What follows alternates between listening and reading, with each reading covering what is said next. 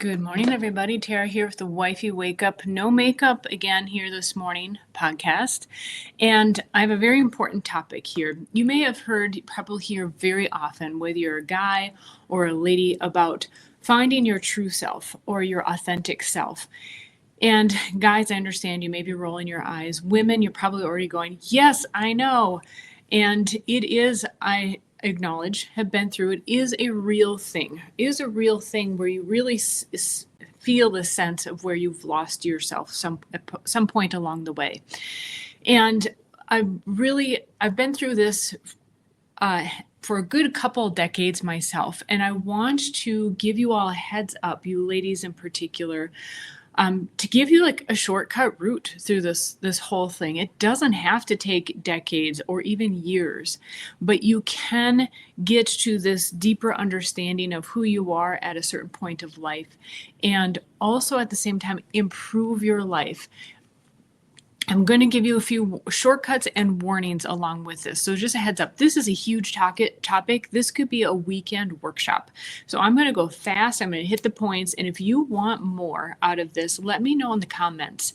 And if this rings true for you, please like, share, comment, subscribe, share with a friend. And I'd be happy to add to this later if this is something that you would like to go into in more depth. But I'm also going to give a warning along with that. So first of all, yes, this search for your authentic self is real, and I'm very familiar with this journey. I think this quest for self comes up for a number of reasons, and it could be all of these, any of these, or more. It could be that when you were a kid, you grew up in a household that was very much guided by your parents in a very strict way, and like, this is where you're going to go in life, this is what you're going to do, without any even tuning into what rings true for you, who you are, where your gifts and talents lie. Or maybe they saw your gift and talent and it was like, bam, you're going to go in this direction. Society does something similar, and I would say especially especially later feminist dogma, and really misguided, I think, a lot of women who may have wanted to have even like the traditional home setup. And I'm saying this is true for me. And but they took the route that the feminists really preached. It could have been also, maybe you did take that traditional family route. Maybe that's something that really even rang true for you, is something that felt like a true calling for you. And after spending years raising kids and being there for your family, you lost that sense of self, where you became a stranger in your own life. What I'm getting at, and another thing, of course, is trauma, right? Trauma notoriously, of course, separates us from our, quote, true self. But what I want to get to today is that first acknowledging that, yes, this is a very real thing, but also it's a very dangerous path in the way, that we can get too lost on this quest for finding oneself and actually lose ourselves along the way. Great time to take a sip of water, just a moment.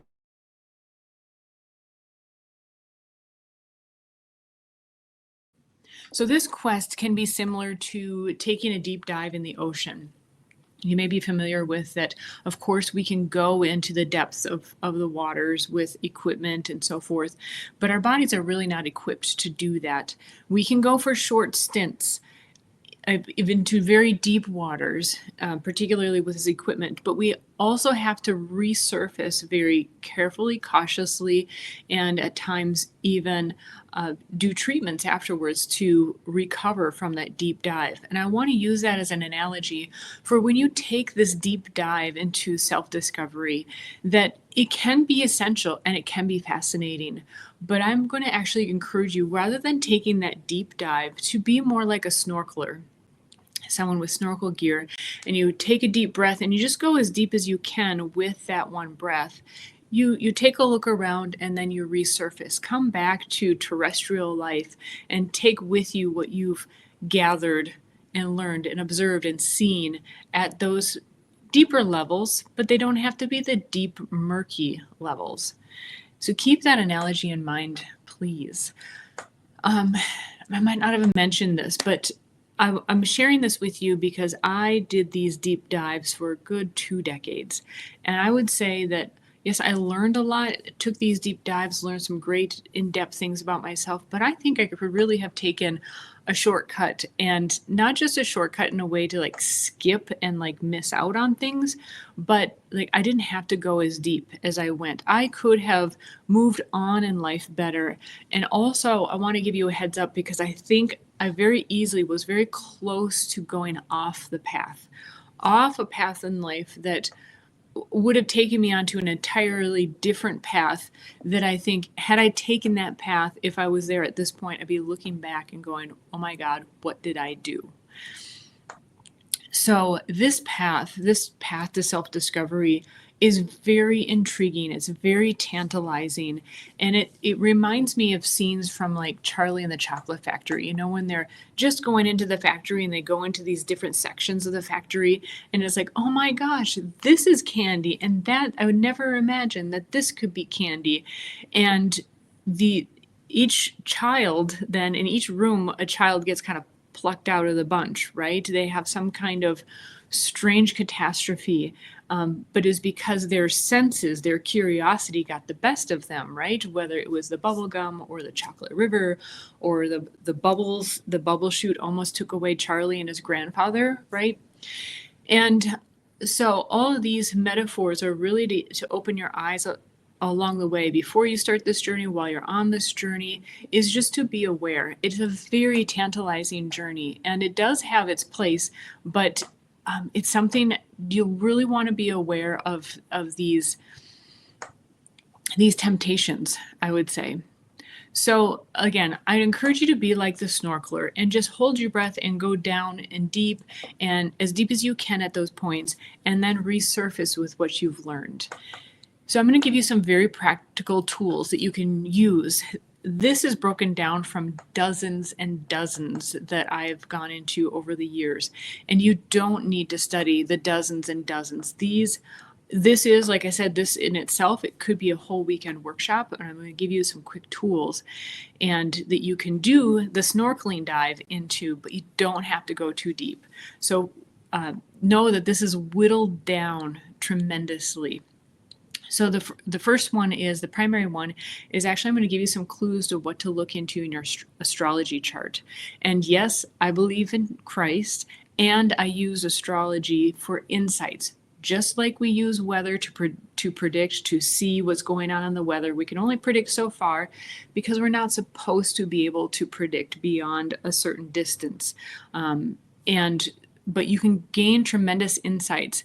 It would be like you live in let's say you live in the desert Southwest of the United States, and you've lived through a period of life. You are a point in that desert Southwest. And you've lived a certain part of your lifetime and you're like, okay, it's normal that it's hot and dry during the day and cool and dry at night. But then all of a sudden it's feeling like there's moisture coming on and there's torrential rains. And you're like, what the heck is going on? So this is the analogy of you are your birth chart, but is symbolized in weather in this geographic location. Your birth chart is this geographic location in this analogy. And you didn't realize, which I learned recently, that certain parts of the desert Southwest actually get monsoons. And you didn't know this previously, i.e. you are this birth chart, you are this desert location, just because you haven't lived through it before. And so of course it's going to feel awkward, it's going to feel like catastrophic, something tremendous is changing in your environment, because it is. And so what your astrology chart can really help reveal to you is these epochs, what is going on in your life. Now, you're probably already very familiar with your sun sign, right? What is like your horoscope sign. But we're probably not as familiar with the other parts of your chart. So I put in the notes here, go to astro-charts.com and get your free birth chart there. You don't even have to put in your email. So it's a really nice site for this. You can purchase to get more details, but you'll get, I'm going to give you some hints out of just this guide here. So go to astro-charts.com. and you'll see the option there to get your birth chart. You are going to need the exact time and location of your birth for this, so hopefully you do have that. If you have your birth within an hour, usually that's okay. Ideally, you have the exact time. And then what you do once you get that, you get that information in, you got your chart, go to the settings and go to houses and choose whole sign / oldest. And then what you're going to do is you're going to look for the words. It's actually an abbreviation it says ASC for ascendant. That's going to be on the left side of the chart, and it's going to tell you your ascendant or your rising sign. Look to see which astrological sign is in the kind of the ring of the chart at that point. Might be Scorpio, Capricorn, Aries, whatever it may be. So wherever it says, actually I think it's like this for you, whatever is in that ring, whatever sign is there on the ascendant, that's the one you're looking for. And write down my ascendant is, and then say or rising sign. My ascendant or rising sign, write this on a piece of paper, is whatever sign is in that section. Then you're going to look for the little moon symbol, and you're going to find similarly what sign that's in, and write this down as well. My moon is in the sign of Virgo, Pisces, Aries, whatever it is. Now look for the north node. It kind of looks like a bull's nose ring with little swirls on the end. That's the north node. And again, look at what sign it's in, and you'll write down my north node is in the sign of, and write that down. Now, I'm deliberately not looking at your sun sign because you're already very familiar with that. I'm sure you've looked up your horoscope and all this stuff. Many people have. And the thing is, you identify with that more when you're younger. Let's just say mid-30s and younger. But starting in your 30s, and maybe even sooner, just to kind of depending on your developmental time, you're going to identify more with your rising sign. Now, there are many more details in your astrological chart, which any of you who have studied this will know. I'm deliberately keeping this extremely simple. Like I said, this could be an entire weekend workshop where we could go into more detail, but I'm purposely not going too deep. Hence the analogy, right? Sometimes we go too deep and it's hard to come up in a healthy way. We have to recover when we come up. And I want you to take more shallow dives and then come back up into your real life and apply this in real life and see how it applies, rather than going so deep that you're in another world. I want you to be able to come up and down, go deep-ish, and come back up and still recognize where you're at and be able to navigate your life, okay? This is really important. This is something that took me a couple decades to get through because I was going so deep. And like I said, thankfully I didn't veer too far off the path. What can happen is we're looking so much for that true self. We think that's our own North Star, that we ignore the actual path that we're on and the people that are by us. And so we keep looking up at that North Star, our own personal North Star, which is a guide, but you can't lose touch of where you are on the path and where you are in life and who is with you. Now you'll go through your own journeys through that too. There are people who you need to leave them and they need to leave you, and new people that will come in. But if you're only focusing up above, you're going to stumble, fall in holes, take the wrong turn, run into a guidepost that you didn't even know was a guidepost. I mean, all these sorts of things, right? This analogy is here for a reason. So real quick, with your rising sign, that is, like you identify with your sun sign early on in life, you'll identify more with your rising sign as you go on in life. And this is the astrological sign that was on the eastern horizon at the time of your birth. And so it is kind of like your face, it's your facade, but as life goes on, you identify more and more with it naturally. It is a very strong aspect of you. So go ahead and search on the internet, look up just a simple search like Virgo ascendant, Pisces ascendant, or Pisces rising, Virgo rising, and you'll get lots of information about your rising sign, okay? Again, I'm not encouraging you to do a deep dive in studying astrology. You'll get enough of what you need just from this, Okay. And next, going to your moon sign. You're going to be more passionate. You're going to have like an internal passion. There's a certain kind of drive, not like an aggressive drive per se, but just like an inner knowing, an inner drive. And I think passion is a good sense of that word, is a good word for it, where your moon sign is. And this really carries throughout your life. And what you'll want to look for, this is, I would say, this is when you're getting that inkling inside, like I need to find my authentic self.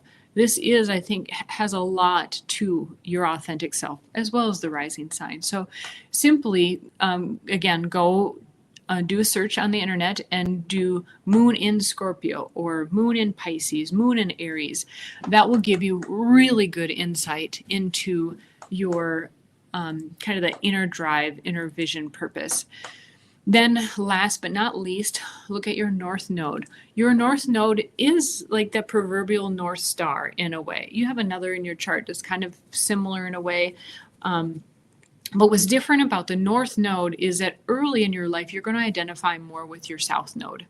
And your inner purpose is to move more towards your north node calling.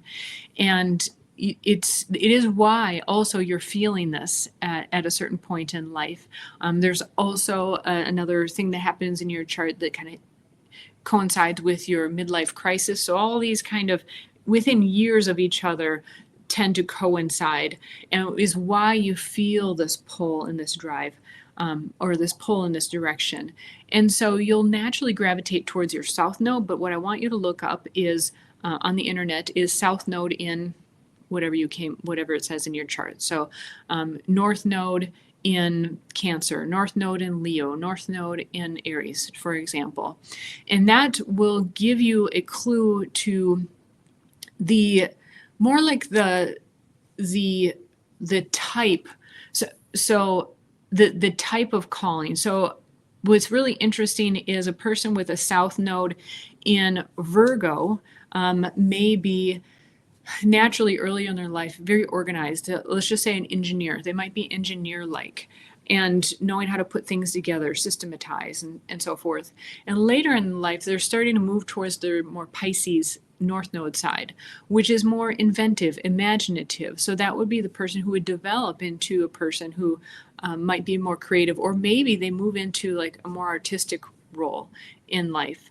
Kind of depends on other things that are going on in their chart, but that's a good example. Another good example would be someone whose south node is in Capricorn, and early in life they'd be very business oriented, putting to like literally business. Everything turns into business type stuff. And later on in life, they gravitate towards, or they get called more towards the nurturing side of their Cancer North Node.